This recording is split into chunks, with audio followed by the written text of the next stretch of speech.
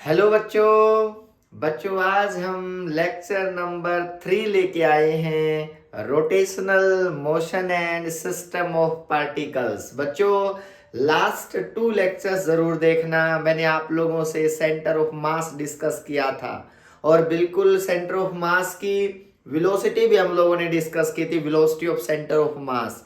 बच्चों आज मैं लेक्चर लेके आया हूँ centre of mass of continuous bodies. बच्चों तो हेडिंग डालो अपनी कॉपी में, centre of mass of the continuous bodies. ध्यान से सुनना, बहुत ही इंपॉर्टेंट लेक्चर है। देखो बेटा, centre of mass of continuous bodies, continuous bodies. एक बात आप लोगों ने समझनी पड़ेगी बच्चों कि बॉडीज दो टाइप की होती हैं। एक तो होती है किस तरह की बताओ, जिसमें डिस्ट्रीब्यूशन ऑफ मास इक्वल होता है। क्लियर ना बेटा, जिसको हम बोलते हैं यूनिफॉर्म बॉडीज। याद रखना बेटा, फर्स्ट जो कॉन्टिन्यूअस बॉडी है वो होती है uniform bodies, uniform continuous bodies, इनके बारे में भी डिस्कस करूंगा मैं। दूसरी होती है बच्चों नॉन यूनिफॉर्म कॉन्टिन्यूअस बॉडीज। आपको कैसे इनमें क्या डिफरेंस है देखो अभी बताता हूं बेटा। यूनिफॉर्म का मतलब ये होता है, सबसे पहले तो कॉन्टिन्यूअस बॉडी देखो। कॉन्टिन्यूअस का मतलब होता है बेटा जो बॉडीज आपस में कनेक्टेड होती हैं, जिसके सारे पार्ट आपस में कनेक्टेड होते हैं। देखो बेटा, अगर मैं कहूं ये मासेस हैं अलग अलग, इन सबको मैं एक साथ जोड़ दूं तो याद रखना ये जो अलग अलग मासेस जिसका मैंने सेंटर ऑफ मास निकालना बताया था बच्चों, वो थे डिस्क्रीट बॉडीज। मतलब ये डिस्क्रीट है, अलग अलग पार्ट में पड़ी, डिस्क्रीट। ठीक बात है सर। और जब इनको मैं एक साथ इकट्ठा कर देता हूं बच्चों तो होती है कॉन्टिन्यूअस बॉडी, कॉन्टिन्यूअस बॉडीज। अब ठीक है सर, अब इस कॉन्टिन्यूअस बॉडी को दो पार्ट में डिवाइड किया गया है। एक तो है यूनिफॉर्म कॉन्टिन्यूअस बॉडीज, एक है नॉन यूनिफॉर्म कॉन्टिन्यूअस बॉडीज। अब इनमें डिफरेंस क्या है बच्चों, याद रखना। यूनिफॉर्म कॉन्टिन्यूअस बॉडीज ये होता है जिसमें मास जो होता है ना, मास वो इक्वली डिस्ट्रीब्यूटेड होता है। मतलब जैसे मैं एक छोटा सा पोर्शन ले लूं, मेरे मन में ये आया कि मैं सर इतना सा पोर्शन कट करना चाह रहा हूं, मान लिया 1 मीटर स्क्वायर का, जो भी है सेंटीमीटर स्क्वायर का। अब मेरे माइंड में ये आया कि सर मैं इसको कहां कट करूं, छोटा सा पोर्शन, ये मास है, सारा आपस में जुड़े हैं। तो अगर मैं कहूं कि सर मुझे ये कट करना है पोर्शन, तो मैंने यहां कट कर लिया। ठीक है बेटा, फिर मैंने इसको यहां कट कर लिया। इसी को मैंने चेक किया कि इस पोर्शन का मास इतने से एरिया का यहां पे और यहां पे दोनों जगह सेम आया, इतने से पोर्शन का, तो हम कहेंगे ये बॉडी क्या है, यूनिफॉर्म कॉन्टिन्यूअस है। मतलब यहाँ पे मास है ना वो इक्वली डिस्ट्रीब्यूटेड है हर जगह पे। तो इसका मतलब यूनिफॉर्म का मतलब क्या हुआ बेटा, when mass is equally distributed in the body, equally distributed in the body, in the body, then body is said to be uniform, uniform distributed, uniform continuous body। अब सुनो अगला पॉइंट, ठीक बात है सर। यानी कि जब मास जो है बच्चों वो क्या हो, अलग अलग पार्ट्स की बजाय इकट्ठा हो और जिसमें इक्वली डिस्ट्रीब्यूशन हो मास का हर जगह पे, तो हम ये कहेंगे नहीं सर ये यूनिफॉर्म है। दूसरा क्या है बच्चों, नॉन यूनिफॉर्म। नॉन यूनिफॉर्म की क्या डेफिनेशन है बेटा, अगर मैं कहूं इतना सा पोर्शन यहां कट किया तो यहां तो उस पोर्शन का मास आया 2 किलोग्राम, और यहां कट किया यहां आया 1 किलोग्राम। तो इसका मतलब सर एरिया तो सेम कट किया, तो इसका मतलब मास उस बॉडी में इक्वली डिस्ट्रीब्यूटेड नहीं है, कहीं ज्यादा वेट है उसी एरिया में, कहीं कम वेट है। तो इसका मतलब वो जो डिस्ट्रीब्यूशन है ना वो मास का, वो बराबर नहीं है पूरी बॉडी में। तो इसको उसको बोलते हैं non uniform continuous body. Clear ना बेटा, तो इसका मतलब non uniform when mass is not equally distributed, equally distributed. ठीक बात है सर।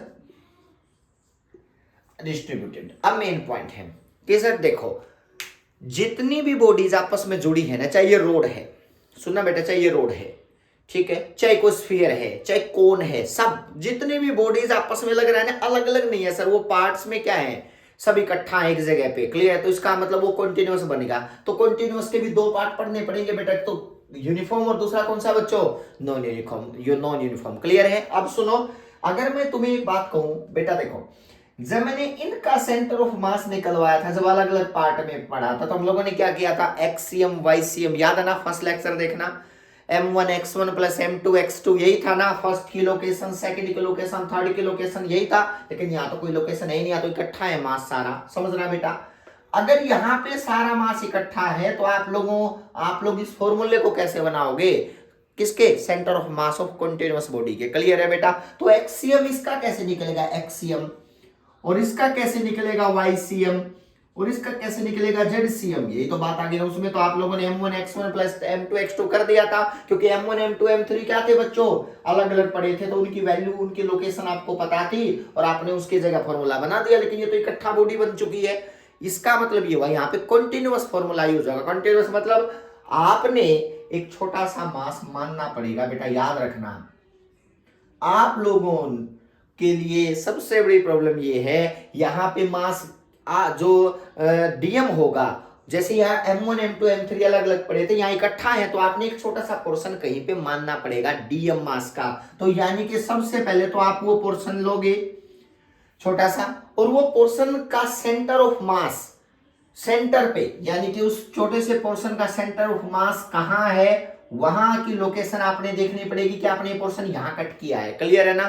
तो यानी कि आपको वो लोकेशन कहां पे, एक कोई जगह देनी पड़ेगी कि यहाँ पे वो इन्हें छोटा सा पोर्शन कट किया है, तो इसका मतलब वो डीएम की लोकेशन कहाँ है। मान लिया यहाँ पे कट किया, तो यहाँ पे इसका पोर्शन यहाँ कट किया है, तो यहाँ पे ये लोकेशन बन गई बेटा, यहाँ पे कट किया तो यहाँ पे। सर किससे लोकेशन, जो आपने ऑब्जर्वर जहां मानना है, क्योंकि सेंटर ऑफ मास किस पे डिपेंड करता है, मैंने कहा था ना कि सबसे पहले आप लोगों को ये कहना पड़ेगा कि मैं यहाँ बैठ के सेंटर ऑफ मास की लोकेशन देखना चाह रहा हूं, point of observance, point of observance, याद है ना। तो इसका मतलब यहाँ पे सेम काम कि आपने ये जहां पे बैठ के सेंटर ऑफ मास, जहां ऑब्जर्वर बैठे हो आप, वहां से जो पोर्शन कट किया उसके बीच की डिस्टेंस बेटा याद रखना, इंटीग्रेशन ऑफ m, और इसके बाद इंटीग्रेशन ऑफ dm। ध्यान से सुनना बच्चों, ये फॉर्मूला आप लोगों को समझ में आना जरूरी है कि ये कॉन्टिन्यूअस बॉडी का फॉर्मूला है, डिस्क्रीट का नहीं है बेटा। मतलब जैसे अलग अलग पोर्शन में m1 m2 m3 पड़े थे, यहाँ ऐसे नहीं पड़े हैं, यहाँ पर एक छोटा सा मास कट करना पड़ेगा बच्चों dm, और वो कट आपने कहाँ किया है, ऑब्जर्वर से, जहां पर ऑब्जर्वर बैठे हो। क्लियर ना? वहां से वो कितनी दूर कट किया, उसका सेंटर तो बेटा याद रखना वो लोकेशन x, और उसके बाद डीएम का इंटीग्रेशन। इंटीग्रेशन दिखाता है हमेशा कॉन्टिन्यूअस को, हमेशा इंटीग्रेशन जहां लग जाएगा समझो बॉडी कॉन्टिन्यूअस बॉडीज हैं, और जहां समेशन का सिंबल लग जाएगा समझो डिस्क्रीट बॉडीज हैं, अलग अलग पार्ट में पड़ी हुई डिस्क्रीट बॉडीज। ठीक है? अब सुनो, ठीक बात है सर, सेम काम वाईसीएम का होगा, बस आपको करना क्या है, वाईसीएम में ये जो छोटा सा पोर्शन कट किया है डीएम, ये वाई में कितनी दूर कट किया है, एक्स में कितना दूर किया है, मतलब इस डीएम की लोकेशन है, लिख देता हूं लोग। डीएम क्या है, मास ऑफ स्मॉल पोर्शन, जो अज्यूम किया है, mass of a small portion mass, small portion mass जहां आपने लिया है। What is X, location of centre of mass of small portion in X axis, क्योंकि एक्स एक्सिस में कितनी दूर है वो, location of centre of mass in A, location of centre of mass of small portion, small portion in X axis. ठीक बात है sir, कोई दिक्कत ही नहीं है बेटा, ये चीज समझनी पड़ेगी। एक्स क्या है, यानी कि एक्स है जो आपने छोटा सा पोर्शन कट किया, उसका सेंटर ऑफ मास से लेकर के जहां बैठे हो ऑब्जर्वर जहां है वहां तक की जो डिस्टेंस है ना बेटा, उसकी एक्स एक्सिस में कितनी डिस्टेंस है, यानी कि एक्स में कितनी दूर कट किया है। क्लियर है ना बेटा? अब बात करते हैं वाईसीएम क्या है, same formula DM into Y, integration of DM. अब यहाँ पे वही डीएम क्या है, छोटा सा मास जो कट किया उसका मास, उसके बाद वाई क्या है कि वाई है बेटा कि उस स्मॉल पोर्शन की वाई एक्सिस में कितनी डिस्टेंस है ऑब्जर्वर से। क्लियर है ना? इसका मतलब व्हाट इज वाई, y है location of centre of mass of small portion from small portion in y direction. ठीक बात है सर, ये तो कर लेंगे, कोई दिक्कत नहीं है बेटा। ये चीज आपको समझनी पड़ेगी कि भाई एक्सीएम क्या है, वाईसीएम क्या है, और एक्स और वाई ये क्या है, ये जो मल्टीप्लाई किए हैं, क्लियर ना। ये अलग चीज है, ये सेंटर ऑफ मास की लोकेशन बता रहा है, एक्स एक्सिस में कितनी दूर बनेगा, वाई में कितनी दूर बनेगा पूरी बॉडी का। और व्हाट इज एक्स, ये आपने जो स्मॉल पोर्शन कट किया है, एक्स में कितनी दूर कट किया है, वाई में कितनी दूर कट किया है, एक्स की और वाई की, ये लोकेशंस बेटा। तो आपको ये रिजल्ट पता होने चाहिए जो वर्ड मैंने लिखे हैं, लेकिन बिना कट किए कभी भी बच्चों याद रखना कॉन्टिन्यूअस बॉडीज का केस सोल्व नहीं हो सकता, क्योंकि वो इकट्ठा जोड़ी है, M1 M2 M3 की तरह नहीं है कि उनकी लोकेशन आप बता दोगे, क्लियर है। अब बात आती है सर ठीक है, ये फॉर्मूला हमें याद रहेगा, आगे बढ़ते हैं। ठीक है, ये एक्सियम या वाईसीएम सेम जेड लगा सकते हो बेटा कि उसकी लोकेशन जेड में कितनी दूर है। चलिए देखो नेक्स्ट है, मैं आप लोगों को एक एग्जांपल करके दिखाता हूं। ठीक है, मान लिया मैं ना स्टार्टिंग में केस उठाता हूं नॉन यूनिफॉर्म वाला, थोड़ा सा डिफिकल्ट है, ठीक है ना, नॉन यूनिफॉर्म वाला। तो हेडिंग डालो नॉन यूनिफॉर्म डिस्ट्रीब्यूशन में find the centre of mass of non uniform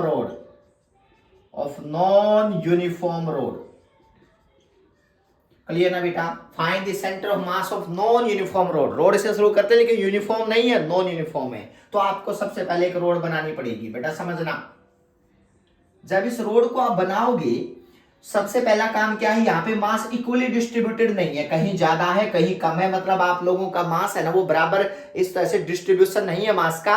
कहीं पे क्या है, मास इसी एरिया में ज्यादा आ जाएगा, यहाँ पे ज्यादा वेटेज आया हुआ है मास का बेटा मान लिया, और यहाँ पे क्या है बताओ, वेटेज क्या है, कम है। तो इसका मतलब कहीं ना कहीं आपको ये पता होना चाहिए कि ये इक्वली डिस्ट्रीब्यूटेड नहीं है, नॉन यूनिफॉर्म है, ठीक है ना। अब सुनो सर, हमें क्या पता कहाँ ज्यादा है कहाँ कम है, आपको ना नॉन यूनिफॉर्म में एक कंडीशन देगा, वो क्या देगा आपको, एक लेमडा देगा बेटा, याद रखना लेमडा। जैसे यार लेमडा दे दिया ax प्लस bx स्क्वायर, कुछ भी बेटा आपसे कहेगा लेमडा है यहाँ पे लीनियर मास डेंसिटी, जो आपको ये बताएगी डिस्ट्रीब्यूशन किस तरह का है नॉन यूनिफॉर्म में। क्लियर है, यूनिफॉर्म में तो लेमडा होता ही नहीं है, क्लियर ना, वहां तो सिंपल पता है मास है बेटा, और इक्वली डिस्ट्रीब्यूटेड हर जगह पे। लेकिन यहाँ पे नॉन यूनिफॉर्म है ना, तो यहाँ पे आपको लेमडा गिवन होगा। व्हाट इज लेमडा, लेमडा होती है uniform mass density, mass density, uniform नहीं, mass density, linear mass density. ठीक बात है सर। लेमडा क्या होता है बेटा, dm बाई dx या dm बाई dy, जो भी आप लेना चाहो ले सकते हो, यानी कि मास पर यूनिट लेंथ। लेमडा होता है मास पर यूनिट लेंथ, ठीक है ना, कि एक यूनिट लेंथ में कितना मास है, कहीं पे एक यूनिट लेंथ में कितना मास है, तो वो क्या बताएगा, लीनियर मास डेंसिटी, जिसको हम क्या बोलते हैं, लेमडा बोलते हैं। क्लियर, एक लाइन, क्योंकि रोड का केस ले रहे हैं ना, तो इसलिए लीनियर मास डेंसिटी, क्लियर है। अब बात को dm बाई dx, छोटे से पोर्शन के लिए ये यूज कर सकते हो, बड़ा पोर्शन आ जाए तो मास इनटू कंप्लीट। लेकिन लेमडा की वैल्यू होती है ना बेटा, ये हमेशा सेम रहती है, क्लियर ना, यानी कि लेमडा जो है ये x पे, इसके लिए dm बाई dx छोटे से पोर्शन के लिए क्या रहेगी, लेमडा सेम रहेगी। तो इसका मतलब dm बाई dx जो है स्मॉल पोर्शन है, इसके लिए लेमडा क्या है, सेम है। लेकिन हाँ, वैसे लेमडा वेरिएबल है x के साथ, देखो बेटा ये वेरी कर रही है, तो छोटे से पोर्शन के लिए लेमडा कांस्टेंट मान सकते हो, और जब बड़ी लेंथ की बारी आएगी तो x क्या कर रहा है, लेमडा x के साथ बदल रहा है, लीनियर मास डेंसिटी। तो अब अगला पॉइंट सुनो सर, ठीक है, इसके लिए हम लोगों को दो फॉर्मूले बताए थे। देखो इसको dm बाई dx लिख दो, मास पर यूनिट लेंथ, यानी कि एक छोटा सा पोर्शन dm का, ठीक है ना, छोटा सा पोर्शन है जिसकी लेंथ मान लिया बच्चों है dx, और उसका मास कितना है dm, वहां की जो लेमडा निकालनी है बेटा, वह लेमडा कितनी होगी बताओ, dm बाई dx, तो ये होगा ax प्लस में bx का स्क्वायर, ठीक है। अब क्या करना है हम लोगों ने, आप लोगों को सबसे पहले पता होना चाहिए कि सेंटर ऑफ मास निकालना है इस रोड का, तो कहां आप बैठे हो, ऑब्जर्वर कहां बैठा है। तो मान लिया ऑब्जर्वर के लिए मैं ये रेफरेंस मान लो, ये रहा रेफरेंस, देखो बेटा ये रेफरेंस पॉइंट है, तो जहां रेफरेंस मानते हैं उसको बोलते हैं 0 0, ठीक है ना। तो एक एंड 0 0 पे होगा, और ये लंबाई कितनी होगी l, तो मतलब रोड की लंबाई l गिवन है, तो यहाँ पे दूसरा एंड की जो लोकेशन आएगी वो आएगी l इंटू 0, क्लियर है ना। तो इसका मतलब आपको वो लोकेशन जैसे मैंने डिस्क्रीट में बताए थे वैसे लिख दिए ना, कि एक 0 0 एक l 0, ठीक है ना। अगला पॉइंट, अब dm by dx आपको डिस्ट्रीब्यूशन कैसा है, नॉन यूनिफॉर्म है, तो इसलिए लेमडा गिवन होगा। और लेमडा क्या होता है, dm by dx। तो यहाँ पे क्या किया, जो dm निकल के आ गया ना बेटा, स्मॉल पोर्शन के लिए लीनियर मास डेंसिटी का फॉर्मूला आ गया, इनटू में क्या होगा बेटा dx। इसके लिए इसका मतलब ये dm मास जो कट किया उसकी वैल्यू ये आ चुकी है। क्लियर है ना, जो छोटा सा मास हम लोगों ने लिया है यहाँ पे लेमडा जिसका, तो उसकी वैल्यू क्या आ चुकी है ये, ठीक है ना। अब सुनो, ये डीएम मास का छोटा सा पोर्शन है बेटा, जो अपनी मर्जी से कहीं भी ले सकते हो। कहीं सोचो सर मैं यहां ले लूं, यहां भी ले सकते हो, यहां भी ले सकते हो, ठीक है ना। अब ये सबसे इंपॉर्टेंट बात क्या है, यहां पे ये डीएम कितनी दूर लिया है, एक्स दूर। तो आपको ये लोकेशन बता देनी चाहिए कि भाई एक्स दूर जाके मैंने एक छोटा सा पोर्शन डीएम लिया है और उसका लीनियर मास डेंसिटी होगी डीएम बाई डीएक्स, और तो वहां से डीएम की वैल्यू निकल गई। क्लियर है ना। अब सुनो सर, ठीक है, हम लोगों के लिए एक्सीएम का फॉर्मूला क्या बताया था, एक्सीएम का फॉर्मूला बताया था इंटीग्रेशन ऑफ डीएम, और जहां आपने वो पोर्शन कट किया है ऑब्जर्वर से उसकी लोकेशन, तो इसका मतलब एक्स दूर है, तो इसका मतलब DM into x upon integration of DM. ध्यान से सुनना, ये फॉर्मूला एक्स एक्सिस में था ना, तो आपको करना क्या है, इसको इक्वेशन नंबर 1 का नाम दे दो बच्चों, इसको इक्वेशन नंबर 2 का नाम दे दो, 1 को 2 में रिप्लेस कर दो। तो मुझे बताओ एक्सीएम किसके बराबर आ गया, देखो एक्सीएम इज इक्वल टू, यहां डीएम की वैल्यू आ गई ax प्लस में bx स्क्वायर, और इनटू में क्या आ गया बच्चों बताओ, x इनटू में dx, यही हुआ ना इंटीग्रेशन का सिंबल। और सेम काम क्या है, बस ऊपर x मल्टीप्लाई नहीं है, dm है, तो इसका dm की वैल्यू देखो, ये है ना dm की वैल्यू, तो ये आ गया ax प्लस में bx स्क्वायर इनटू में dx। लो ये आ गया, इसका इंटीग्रेशन का सिंबल बच्चों ध्यान से देखना, कुछ भी नहीं है, बहुत सिंपल है। अब इसकी लिमिट क्या लोगे, देख बेटा, ये पोर्शन यहां से कट करना शुरू कर सकते हो डीएम का, यहां से यहां भी कट कर सकते, यहां भी, तो ये लिमिट जाएगी 0 टू एल। तो इसका मतलब इसकी लिमिट कहां से कहां तक होगी, 0 टू एल, 0 टू क्या होगी एल। ध्यान से देखना, देखो डीएक्स है ना, ये डीएक्स कहीं भी कट कर सकते हो, छोटा सा मास, इसके बिना आप सेंटर मास नहीं निकाल सकते, क्योंकि अलग अलग टुकड़ों में नहीं पड़ा है, इकट्ठा है, तो हमें छोटा सा मास मानना पड़ेगा। तो मैंने लोकेशन कितनी दूर माना, एक्स दूर, कितने डिस्टेंस का, डीएक्स का, कितना मास का, डीएम। तो आपको ये लीनियर मास डेंसिटी के टर्म में लिख दिया, तो आपकी डीएम आके यहां वैल्यू पुट कर दी, हो गया ना। अब एक्सीएम की वैल्यू क्या आ गई, आपको सिर्फ इंटीग्रेशन करना है इस चीज का। मैं एक्स अंदर मल्टीप्लाई कर दूं ना, तो क्या रिजल्ट बन गया, देखो अगर मैं ये एक्स अंदर मल्टीप्लाई कर देता हूं, तो जो आपका रिजल्ट बनेगा वो ये बनेगा, देखो बच्चों कुछ भी नहीं है, ये सिर्फ सिंपल केस करवा रहा हूं बहुत, जिसमें रोड का यूज किया है, ठीक है ना, जो लीनियर वाली चीज है उसका यूज किया। तो XCM is equal to, XCM is equal to क्या बन गया बताओ जल्दी, अगर एक्सीएम की वैल्यू में डालता हूं इसमें, तो क्या रिजल्ट बन गया, इसका रिजल्ट बन गया बच्चों देखो, integration of a x x square, यानी कि मल्टीप्लाई होगा ए एक्स स्क्वायर प्लस का sign b x square into x, तो मतलब बी एक्स क्यूब, और पीछे था बच्चों dx, और लिमिट क्या थी 0 टू l अपॉन, नीचे क्या सिंबल है ax, प्लस में क्या होगा बेटा bx स्क्वायर इनटू में dx। इसकी लिमिट भी क्या होगी, dx की लिमिट कहां से कहां तक होगी, 0 टू l तक, तो 0 टू l। अगला पॉइंट देखो, अगर मैं इसका इंटीग्रेशन करता हूं ना, तो क्या होगा, पावर 2 है ना, a और b कांस्टेंट हैं, a और b तो वैसे कांस्टेंट, जैसे 2 दे दिया 3 दे दिया, तो यहाँ पे a और b आर कांस्टेंट लिख लो, चाहे a and b are constant, ये पेपर में गिवन होगा बेटा। क्लियर है ना, कि आप लोगों के जो एग्जाम होगा उसमें गिवन होगा ए बी कांस्टेंट है, और लेमडा इस तरह से वेरी कर रहा है। हाँ लेमडा कुछ भी हो सकता है, हो सकता है ए प्लस बी एक्स दे दे, हो सकता है A x square plus B X cube दे दे। क्लियर है ना, तो लेमडा की वैल्यू किस तरह से मास डिस्ट्रीब्यूटेड किया है वो हमें पता है।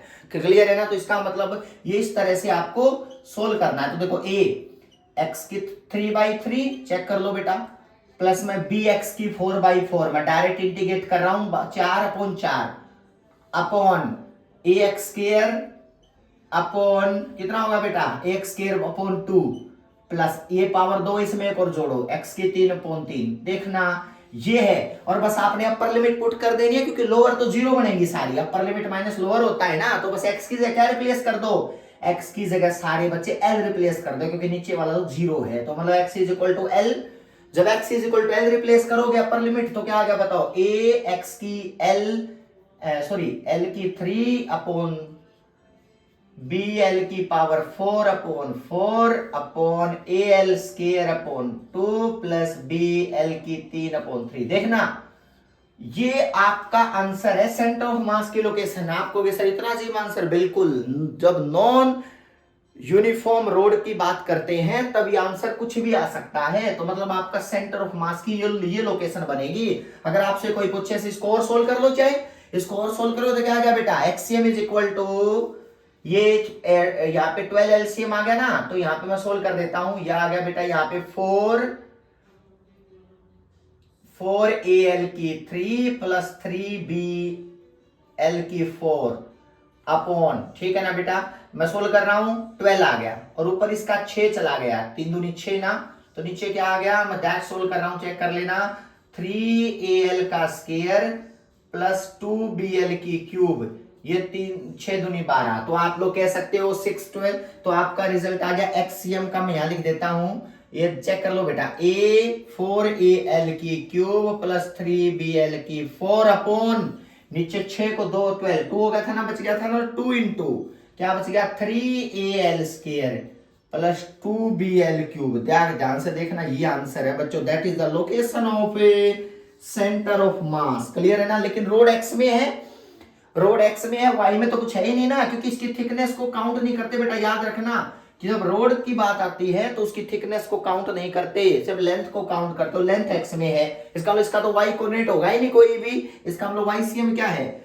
वाईसीएम होगा बेटा 0, एक्सीएम ये आएगा और वाईसीएम क्या होगा 0। तो आपको ये लोकेशन सेंटर ऑफ मास की निकालनी आनी चाहिए नॉन यूनिफॉर्म रोड के केस में। क्लियर है ना। और जेडसीएम भी क्या होगा, ये जेड में भी नहीं हो सकती क्योंकि ये तो लीनियर है, तो आपको ये पता हो, लेकिन तब होगा जब ये थिकनेस काउंट नहीं करेंगे बेटा। इसके लेंथ के कंपैरेटिवली ये थिकनेस इतनी कम है कि हम ये नहीं मान सकते कि लोकेशन कोई वाई में भी गया होगा। क्लियर है। तो सिर्फ एक्स एक्स के अकॉर्डिंग डील करेंगे, तो आपको नॉन यूनिफॉर्म का ये केस याद होना चाहिए। हाँ, ये आपको लेमडा अलग अलग अपने आप देगा बेटा, कुछ भी दे सकता है, बस आपका काम इंटीग्रेशन करना, डायग्राम बनाना और उसके बाद लिमिट पुट करके जो रिजल्ट आता है उसको डील करना। क्लियर है ना। कुछ भी नहीं है, ये नॉन यूनिफॉर्म का सिंपल केस करवाया बच्चों कि अगर कंटीन्यूअस बॉडीज होती हैं तो किस तरह से हम उसको इंटीग्रेट करते हैं स्मॉल पोर्शन मान के डीएम। क्लियर है ना। अब नेक्स्ट नॉन यूनिफॉर्म का एक नया केस लेके आएंगे बच्चों अलग, ठीक है। रोड का अच्छे से नोट कर लेना, अगले लेक्चर में हम एक और केस लेके डिस्कस करेंगे। क्लियर है। थैंक यू सो मच बच्चों, सब्सक्राइब जरूर करना, ठीक है। ओके बच्चों।